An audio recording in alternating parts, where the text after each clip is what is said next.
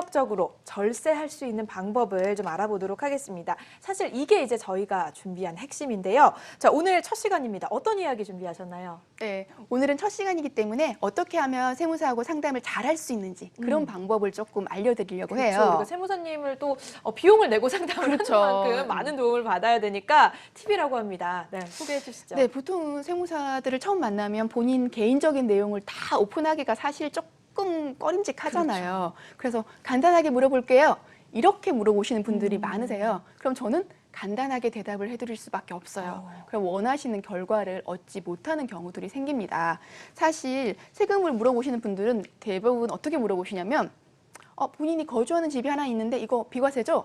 아니면 부동산은 무조건 공동명의로 하는 게 좋죠? 저한테 이렇게 물어보시는 분들이 굉장히 많으세요. 네. 근데 세금은 사실 사실관계가 굉장히 중요하거든요. 날짜나 금액 같은 게 중요하기 때문에 적게는 뭐 날짜 차이로도 세금 수천만 원에서 거의 막 수억 원까지 이렇게 왔다 갔다 하는 경우들이 많아요. 네. 더군다나 이제 양도세 같은 경우는 많이 겪잖아요. 사실 상속이나 증여세는 자산이 많으신 분들이 하시지만 양도는 집 한 채만 사고 팔아도 있기 때문에 그렇죠. 이런 분들은 가족이 몇 주택을 소유했는지가 굉장히 중요해요. 대부분의 세금은 이제 1인으로 계산을 하거든요. 네. 근데 주택 양도세, 그 소득세는 세대 수를 기준으로 하기 때문에 온 가족이 집이 몇 채냐. 그게 중요해요. 그래서 세금이 많이 나오기도 하고 적게 나오기도 하기 때문에 그것도 상담할 때 분명하게 어필을 해주셔야 돼요. 네, 그렇다면은 좀 안타까웠던 세금 상담 사례 같은 것들이 있을까요? 네, 한 번은 상담하러 오신 분이 계시는데요. 네. 본인은 뭐 1주택에 거주하고 있는데 비과세죠? 그리고 저 지금 집 사면 일시적 2주택인데 비과세 혜택 받을 수 있죠? 이렇게 저한테 물어보신 분이 계셨어요.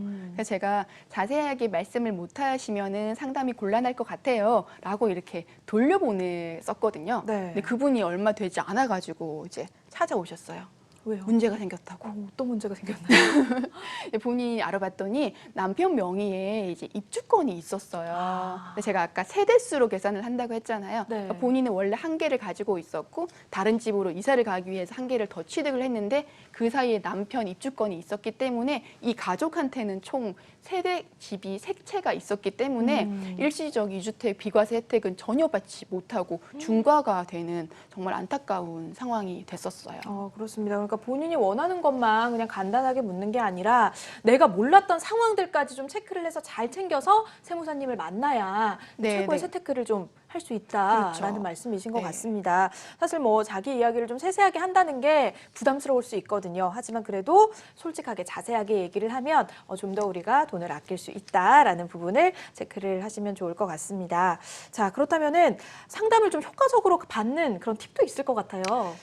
그렇죠. 상담을 효과적으로 받으려면은 네. 상담받는 시기가 굉장히 중요한데 지희 씨는 세무 상담 언제 받고 싶어요?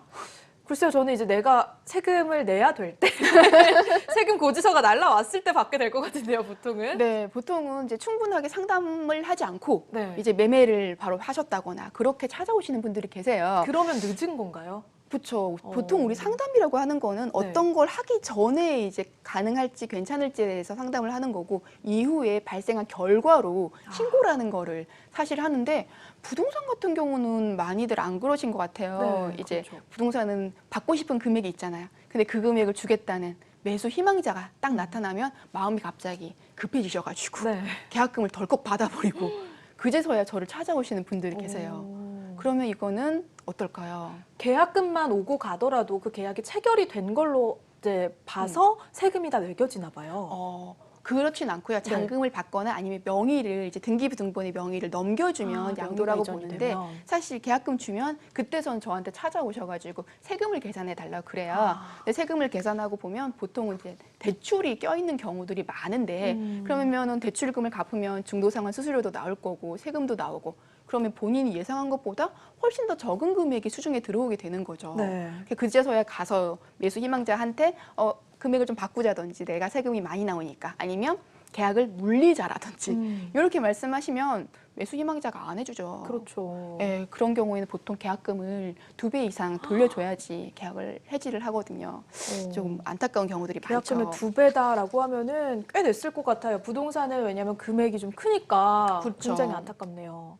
그래서 결국은 뭐 해지하지 못하고 많이 파시는 경우들도 있으시고 다양한 네. 사례들이 있는데요. 여기서 좋은 사례 하나를 말씀드리고 싶은 게 저랑 오래 그 관계를 맺으신 부동산 임대업을 하시는 사장님이 계신데 이분은 아예 매수 희망자가 나타나면은 저를 바로 찾아오세요.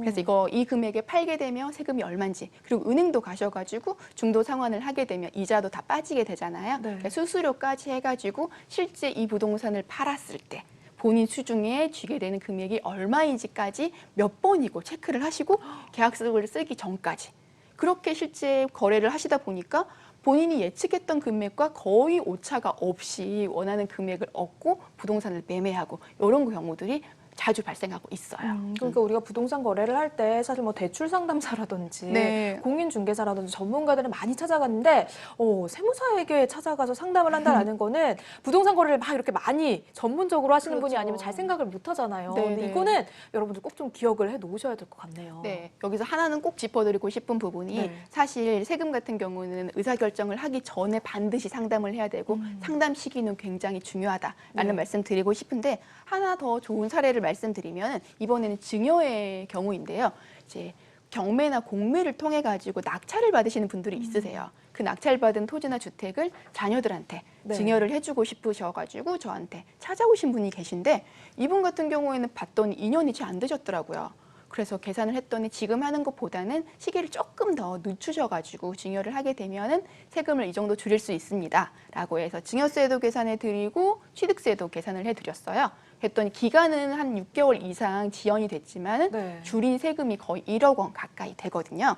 이런 좋은 사례도 있기 때문에 상담은 이제 시기를 잘 맞추셔가지고 미리미리 하시게 되면은 세금을 많이 줄이실 수 있을 것 같습니다. 네, 그러니까 거의 뭐 1억 원 정도 되는 세금을 절세를 하신 건데 사실 1억 원이면 정말 큰 금액이잖아요, 여러분. 세금 상담 시기의 중요성이 확 와닿습니다. 그러니까 뭐 시기를 정할 필요가 없이 최대한 그냥 빠르면 빠를수록 좋다. 내가 거래를 네. 하려고 마음 먹은 그 순간을 바로 하셔야 되는 거고요. 세금 상담 시기로 여러분 기억을 하셔야 될 것 같습니다. 자, 뭐 이렇게 뭐 부동산 매수, 매도 타이밍만 중요한 게 아니라 세금 상담도 타이밍이 정말 중요한데 우리가 또 이번 시간에 꼭 짚어봐야 될 것들이 올해부터 세금 관련 규정이 굉장히 많이 바뀐다고 들었습니다. 네. 사실 정부가 뭐 부동산 규제를 한다라고 하면 세금 관련 규제이기 때문에 어떤 것들이 달라지는지 좀 대략적으로 짚어볼까요? 네, 우선은 몇 가지를 가지고 나왔는데요. 네. 장기 보유 특별공제 혜택 축소라는 부분이 있어요. 이거 양도세 이제 9억 초과하는 경우에 장기 보유 특별공제를 해주는데 네. 실제 2년 이상 거주를 해야지만 최대 80% 공제 혜택을 받을 수 있다라는 규정이고요. 주택 유상거래 취득세율 개선이라는 부분이 있는데 일반적인 부동산 매매는 보통 4%대예요. 뭐 지방교육세라든지 농특세가 붙으면 4.6%까지 나오는데 4%대인데 주택 같은 경우는 금액이 조금 낮아요. 1%대에서 2% 정도 되는데 요거를 다주택자이신 분들한테는 4%대로 부과시키겠다라는 발표가 났고요. 또 2천만 원 이하의 주택 임대 소득이 발생하신 분들은 소득세 신고를 2019년도 기속분부터니까 올해 5월 달에는 임대소득 신고를 하시면 될 것 같고요. 조정 대상 지역에 다주택을 갖고 계신 분들 양도세 중과가 한시적으로 배제가 됐기 때문에 부동산을 매매하실 생각이 있으신 분들은 6월 전까지 부동산을 파시면 될 것 같고요.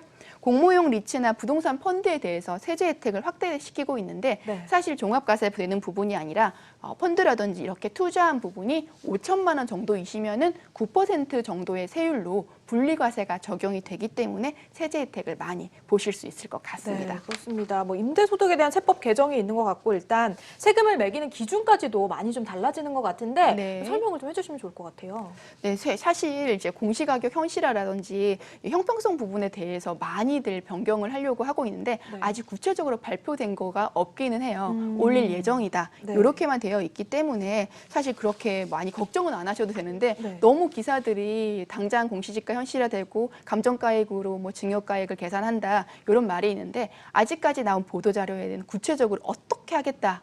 요건 없어요. 하지만 걱정은 되고 있는 부분이 있습니다. 그렇습니다. 자, 그런가 하면은 뭐 우리가 세금을 이제 좀 완화해주는 그런 방안도 있는 것 같은데 그런 방안들은 어떤 것들인가요? 사실 조정대상 지역 다주택자는 정말 많이들 궁금해하시고 상담도 오고 하세요. 네. 근데 이분들 부분에 대해서 하나 꼭 짚어드리고 싶은 게 다주택자인 모든 분들이 대상이 되는 게 아니에요. 조정대상 지역에서 10년 이상 장기로 보유한 여러 채의 주택을 갖고 있으신 분들, 그분들만 양도세 중과를 배제를 하고 장특공제를 하는 거지 산지 2, 3년밖에 안 되는 주택을 갖고 있으신 분들은 이 대상이 안 되세요. 네. 그러니까 많이 혼돈스러운 것 같아가지고 한번 짚어드리고 싶었습니다. 네, 그렇습니다. 자, 그렇다면 2020년 들어서 이제 좀 크게 바뀌는 그런 세금 제도 중에 우리 시청자분들이 꼭 좀 체크를 했으면 좋겠다라는 것 있다면 한 몇 가지만 좀 짚어주실까요? 마지막으로. 사실 그 주택 임대 소득에 관해서는 너무 많은 질문들을 하셔가지고 네. 한번 짚어드리고 싶은데 그 2천만 원이 넘는 분은 당연히 신고를 하셨겠지만 2천만 원이 안 되신 분들은 그 비과세 혜택을 기존에 많이 받아왔어요. 네. 그 2019년도부터 주택 임대에 대해서는 합산해가지고 신고를 하셔야 되는데 분리라든지 종합이라든지 선택해서 하실 수는 있어요. 근데 가장 많이 얘기가 나오는 게 나 주택 임대 사업자 등록 무조건 해야 되나? 이런 말씀들을 많이 하세요. 근데 이제 정부가 주택 임대에 대해서도 워낙 까다롭게 보고 있잖아요. 네. 그래서 임대 사업자를 등록을 하지 않으면은 가산세 대상이에요. 그래서 가산세를 낸다고 생각하시면은 모르겠지만 네. 그게 아니신 분들은 사실 주택을 임대를 할 생각이신 분들은 임대 사업자를 내시는 게 이제 맞을 것 같습니다. 아, 그렇습니다. 저희가 앞서 이제 전화 상담에서도 임대사업자 이거 뭐 취소할까요? 이런 식으로 질문을 하시는 분들이 많았는데 네네. 그런 분들도 이제 앞으로 부동산 투자를 새롭게 하실 때는 부동산 전문가와 상담을 하시는 것도 중요하지만 이렇게 꼭 세무사님과 세금 상담도 꼭 하셔야 크게 손해보는 일이 없다는 거 저희가 다시 한번 좀 말씀을 드리도록 하겠습니다. 자, 이렇게 올해부터 저희가 세금 관련 규정이 많이 바뀌고 2020년에는 또 더 강력한 규제를 쓸 수도 있다라고 정부에서 계속해서 얘기를 하고 있기 때문에 우리가 좀 체크해 볼 것들이 많을 것 같습니다. 여러분 앞으로는요, 저희 이 시간 함께 하시면서 세금 관련 변경되는 부분들, 우리가 세택할 수 있는 부분들 꼭 우리 윤나겸 세무사님과 함께 챙겨 보시면 좋을 것 같습니다. 자, 이렇게 오늘 윤나겸의 절세TV 첫 시간 함께 했습니다. 앞으로 뭔가 우리가 이 시간을 통해서 좀 얻어갈 수 있는 세테크 팁이 네. 굉장히 많을 것 같아서 저도 기대가 되는데요. 자, 오늘 말씀은 여기까지 듣고 저희가 다음 시간에 또 우리 절세TV로 찾아오도록 하겠습니다. 세무사님 오늘 말씀 고맙습니다. 네, 감사합니다.